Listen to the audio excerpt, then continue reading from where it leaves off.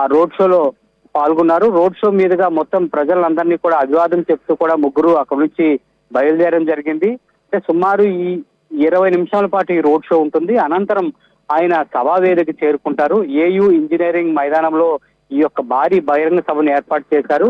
ఆ భారీ బహిరంగ సభలో గవర్నర్, ప్రధాని, అదేవిధంగా సీఎం, డిప్యూటీ సీఎంలతో పాటు కూటమి నేతలు కూడా ఆ వేదికను పంచుకునే అవకాశం అయితే కనిపిస్తుంది. అయితే ప్రధానంగా ఈ రోజు 2.5 లక్షల కోట్ల ఖర్చుతో ఈ ప్రాజెక్టులు సుమారు 12 రకాల ప్రాజెక్టులు ఇందులో ప్రధానంగా చెప్పడం జరిగింది. అందులో అనకాపల్లి జిల్లా, విజయనగరం జిల్లా, విశాఖ జిల్లా 3 జిల్లాలకు కూడా ఈ యొక్క ప్రాజెక్టులో గ్రీన్ ఎనర్జీ, అదేవిధంగా వివిధ రకాల ప్రాజెక్టులు కూడా ఇక్కడ ఏర్పాటు చేస్తున్నారు. ప్రధానంగా చెప్పుకోవాలంటే ఈ రోజు విశాఖ కేంద్రంగా రైల్వే జోన్ గత దశాబ్దాల కాలంగా ఉన్న ఈ యొక్క చిరకాల వాంఛైన ఈ రైల్వే జోన్ ను ఈ రోజు శంకుస్థాపన చేస్తారు. అందులో వర్చువల్ గా ప్రధాని నరేంద్ర మోదీ ఈ రోజు ప్రారంభోత్సవ కార్యక్రమంలో ఆయన పాల్గొంటారు, శంకుస్థాపన చేస్తారు. ఇదే కాకుండా వివిధ రకాల రహదారులు, జాతీయ రహదారులను కూడా జాతికి అంకితం చేస్తూ కూడా ఆయన ఈ రోజు శంకుస్థాపన కార్యక్రమాన్ని కూడా ఈ రోజు అదే వేదిక మీదుగా చేస్తున్నారు. ప్రతి ఒక్కరు చాలానాలుగా అసలు ఉత్తరాంధ్ర కావచ్చు, ఏపీకి ఎటువంటి నిధులు వస్తాయి, ఎటువంటి అభివృద్ధి జరుగుతుంది, కూటమి ప్రభుత్వం వచ్చిన తర్వాత ఏం చేస్తారు అనేది ఇప్పటికీ కూడా ప్రతి ఒక్కరు కూడా సందిగ్ధంగా ఒక ఆలోచనాత్మకంగా చాలా మంది ఉన్నారు. ఈ రోజు ప్రధాని నరేంద్ర మోదీ చేతుల మీదుగానే ఈ ప్రాజెక్టులన్నీ 2.5 లక్షల కోట్ల విలువ చేసే ఈ ప్రాజెక్టులు ప్రారంభం అవడంతో ఒక విధమైన ఉపశమనం కలిగే అవకాశం కనిపిస్తుంది. కానీ ఇందులో ప్రధానంగా రైల్వే జోన్ కు సంబంధించి మాత్రం ప్రతి ఒక్కరికి ఒక అనుమానం అయితే నెలకొంది. రైల్వే జోన్ లో ప్రధానంగా వాల్తేరు డివిజన్ ఉంటుందా, లేక వాల్తేరు డివిజన్ ని తీసేసి కేవలం జోన్ ను మాత్రమే ప్రకటిస్తారా?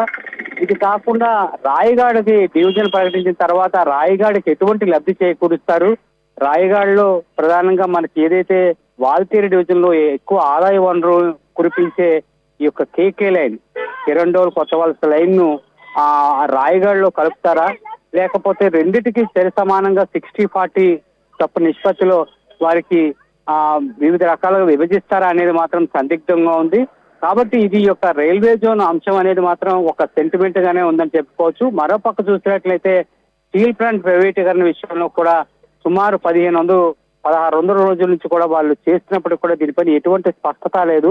ప్రధాని ఈ రోజు ప్రసంగించే కార్యక్రమంలో రైల్వే జోన్ అంశం ఒకటి, అదేవిధంగా స్టీల్ ప్లాంట్ అంశం ఒకటి, ఈ రెండింటిపైన కూడా ఆయన స్పష్టత ఇవ్వాలి అనేది ఈ సిపిఐ, సిపిఎం నేతలు కూడా డిమాండ్ చేస్తున్నారు. వాటిపైన కూడా వారు ధర్నాలు కూడా చేసే కార్యక్రమాలు చేస్తున్నారు. కొంతమంది అరెస్ట్ చేయడం కూడా జరిగింది. అదేవిధంగా స్టీల్ ప్లాంట్ కార్మికులు కూడా 36 గంటల పాటు కూడా వాళ్ళు రాత్రి నిరాహారదీక్ష కూడా చేయడం జరిగింది. కాబట్టి దీనిపైన పిఎం ఎటువంటి ప్రకటన చేస్తారు అనేది కూడా ఒక విధమైన సందిగ్ధంలో ఉన్నారని చెప్పుకోవచ్చు. ఈ రోడ్ షో అనంతరం ఆయన సభా వేదిక వద్దకు చేరుకుంటారు.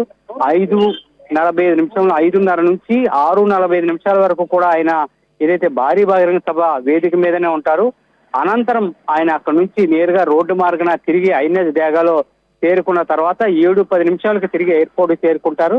ఎయిర్పోర్ట్ చేరుకున్న తర్వాత ఆయన నేరుగా విశాఖ ఎయిర్పోర్ట్ నుంచి ఆయన భువనేశ్వర్ వెళ్లేందుకు కూడా ఆయన షెడ్యూల్ కూడా ఖరారైంది. కాబట్టి దీన్ని బట్టి ఈ రోజు పిఎం ప్రధానమంత్రి ఏదైతే ప్రసంగంలో ఏం మాట్లాడదు అనేది ప్రతి ఒక్కరు కూడా చాలా యాంగ్జైటీతో ఉన్నారనేది మాత్రం చెప్పుకోవచ్చు. శంకరి, సతీష్, కూటమి ప్రభుత్వం అధికారంలోకి వచ్చిన తర్వాత ఫస్ట్ టైం ప్రధాని మోదీ ఏపీకి వచ్చారు. అయితే దాని తగ్గట్లుగానే ప్రతిష్టాత్మక తీసుకుని ఏర్పాట్లు కూడా చేశారు.